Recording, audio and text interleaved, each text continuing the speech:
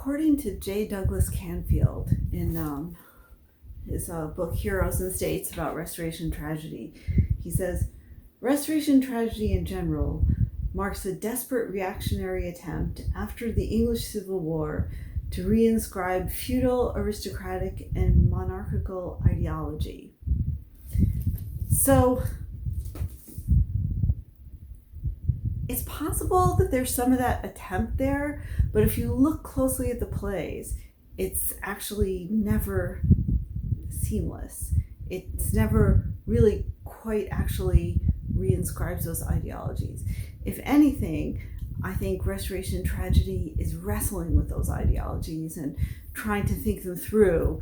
And so his perspective marks one kind of tradition about thinking about Restoration tragedy or Restoration serious plays, in that they're kind of all royalist and they're all advocating for Charles II, and they're all kind of backsliding from this threat of republicanism that was introduced in the middle of the 17th century.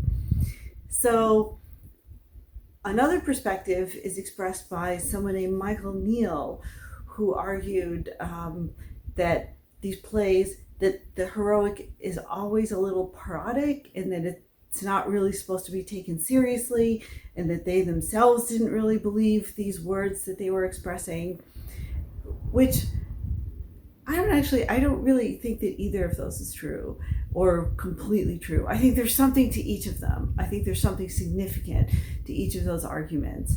But I think the plays are more complicated. But I'm going to back up a little bit and talk a little bit about genre, because most of you are completely unfamiliar with the genres of this period.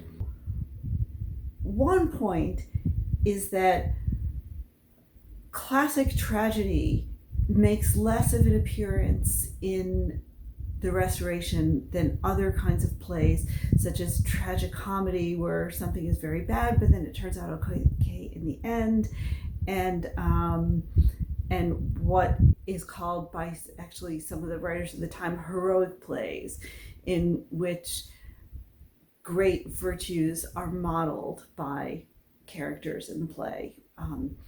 So why didn't they like tragedy so much in the classical sense? Although they liked some of them. But first of all, if you return to the classic definition of tragedy, which works reasonably well for something like Shakespeare, which they all would have been familiar with, tragedy centers on the death of a king. Okay, so you're probably thinking already, the death of a king was kind of a sensitive topic in the Restoration, because the king on the throne had his father beheaded by the enemy political party. And so a play in which the king dies is a little bit too close to home, I think, at this period. So they imagine other ways of thinking about tragedy than the death of the king, although you will see some of them. But even, for example, Shakespeare tragedies were often rewritten so that there was not the death of the king at the end. For example, King Lear was rewritten without all the death at the end. And yeah, King Lear survives in the Restoration King Lear. And I think that's because, like I said, the death of the king is a really sensitive topic at this time. And so they might not really want to be going there. So another genre that emerges is this one called heroic plays. And heroic plays were inspired by continental romances. Romances were, Duty, for example, has argued that there's no difference between a romance and a novel, but other people have disagreed. So a romance that is a long prose narrative that, I mean, some of them are very, very long, and they have almost all somewhat elite characters in them, and they have like very long love affairs and adventures, and they're about warrior virtues, and they're about honor, and they're about moral dilemmas, moral problems, moral questions that can't always be answered. And so they tend to be kind of philosophical, and they're you've probably never actually read a romance. Well, I mean, not like those ones that you get at the airport. That's different. The 17th century romances are less popular now than they used to be, but the one place you might be familiar with it is from Don Quixote. And Don Quixote was essentially a parody of this genre of romance. So you can see that Don Quixote is deluded, and he thinks he's a knight, and he thinks he's attacking, a troop of giants, and they're only windmills. And so, but if it were a romance, they really would have been giants. So there's giants, there's dragons, there's single great heroes who defeat an entire army.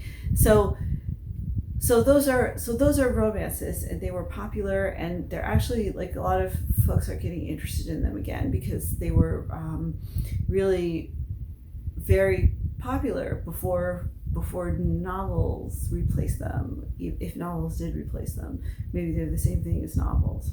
I don't know. That means that the 18th century didn't invent the novel. That means that they've been around for a long time.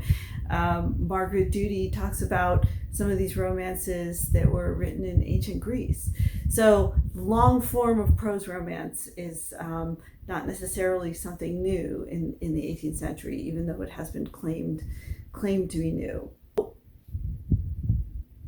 Canfield, following some other people, for example, Laura Brown, in her early work on genre, has argued that heroic plays are always about a kind of aristocratic ideology, sort of advancing the ideals of the elite. And I think I'm going to respectfully disagree with that, because I think that they often show kind of the flaws of the elite, and don't necessarily advance that ideology as the only one available, and are often critical of the current elite in ways that you have to look carefully to think about. But another key aspect to these plays that is brought out by a critic, for example, named Bridget Orr, who you read for this week, is that they're often about foreign countries, and they're often about, like, they're set in places that are not England. They're set in Spain, China, India, the New World, like the Indian Queen and the Indian King are set in the Indian Emperor are set in the New World. So they're often set in these remote locations. So there have been two arguments about why they're set in these remote locations. So one is that they're kind of screens for talking about the English court. And I think that's the strategy that Canfield adopts, is that when they say they're talking about China or talking about Native Americans, they're actually talking about Charles and Catherine, or they're actually talking about conflicts in the English court. And there is definitely something to that. They're often, and I'll tell you that the narrative that is popular in the Restoration is not actually the narrative of the death of the king, but it's the narrative of the wily survival of the king. And so that's their narrative, because Charles II, during the Civil Wars, apparently hid in an oak tree and was avoided capture by hiding out for many years, and then the true monarch was revealed in 1660. So that's the narrative. In fact, what happened in 1659 was that Oliver Cromwell died, and Richard Cromwell, his son, was not as charismatic or powerful a leader as he was. And also, he hadn't really arranged properly for a succession to take place. And so England was once again in a kind of really at the brink of another civil war. And there was a desire not to have a civil war. And Charles II was invited back by actually some of the leaders who were the generals in Oliver Cromwell's army. So it was a real kind of desire not to see a war continue. But also Charles was brought back on somewhat different terms, and that the English were insisting that they were rejecting the absolutism of his father, Charles I. And so it is actually debated the extent to which Charles had the kind of power that a traditional king had. Thus, Canfield's suggestion that it was a desperate attempt to bring back absolutism, because absolutism was under threat at this time, and the king had to compromise because he was vulnerable. But his own story is that apparently, according to diarists who were at the court, that he told the story over and over again, and people really got sick of hearing it, but how he had heroically escaped and hid out, and then he was restored. So you see that narrative repeated a lot in the plays, but it's the way it's repeated that's going to be important, and that you want to look closely at some of the complications. So these plays are definitely about the English court, and they're definitely about English politics, and they're definitely about the questions around monarchy, like, should you obey a directive from your monarch if it's wrong? That's a question that comes up in The Indian Emperor. And they're also about other issues about succession and about loyalty to a monarch, and whether or not monarchs really are better than other people.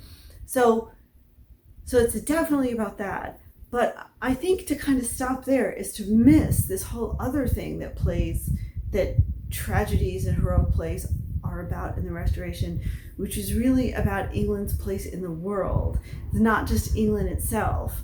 And so when you see a play about Native Americans and the Spanish, it's not just a metaphor for the English court, it's also about Native Americans and the Spanish. What happens is a lot of these plays are about both, and they're about explorations of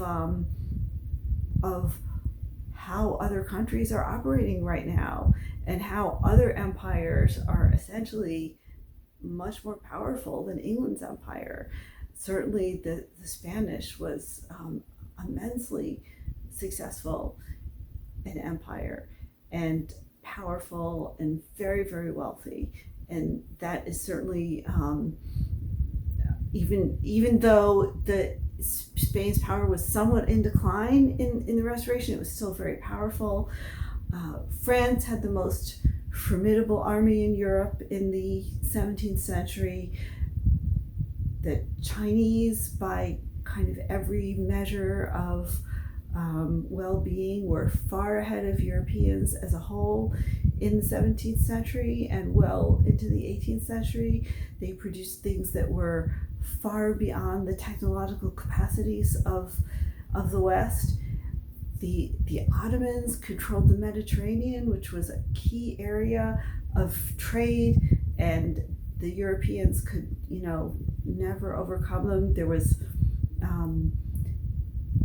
the Europeans were never successful in creating colonies in Ottoman territory. They were at war with the Ottomans on and off for quite a while, but they were very powerful. They had a very sophisticated court. They produced beautiful textiles and rugs, and had things like coffee and coffee houses, all the things that essentially everything you think of as quintessentially English is from somewhere else. Tea was not English. Tea was a novelty in the 17th century, and it came from China.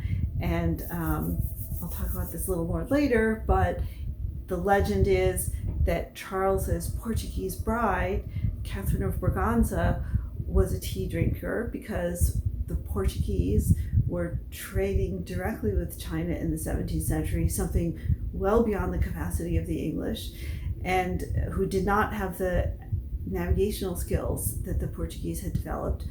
And she brought the taste for tea to England and made drinking tea fashionable. And of course, I mean, people did drink tea before Catherine, but it became really popular. So you put tea in a porcelain cup. That porcelain cup came from China. The English did not know how to make porcelain. They did not figure it out until the late 18th century. And we'll hear about Josiah Wedgwood, who was one of the porcelain producers in the 18th century. But in the 17th century, the only place to get porcelain was directly from China. And so you can imagine it was really expensive given how slow shipping was and how fragile it was, which was, of course, part of its value, is that it was very fragile. And so everything you picture about being English is actually an import. You read Habermas about the great institution of the English coffee houses. Well, coffee houses were actually invented by the Ottoman Empire. Coffee itself comes from Africa and Ethiopia in particular. And the Ottomans traded with Ethiopia, adopted coffee, and created the culture of the coffee house. The first coffee house in England was started in 1659, I believe, and it was in Oxford. And then they started up in London and they just totally took off. And there were tons of coffee houses in London. But this was a particular post-1660 development because the court of Charles II had great admiration for everything Ottoman. And so they loved these coffee houses, and the coffee houses became crucial to English identity. But of course, they weren't actually English, nor was the coffee they drank, nor was the tea. And so Restoration's whole identity was, the cultural identity was not about a kind of English purity, but a kind of cosmopolitan embrace of all these beautiful things from all over the world.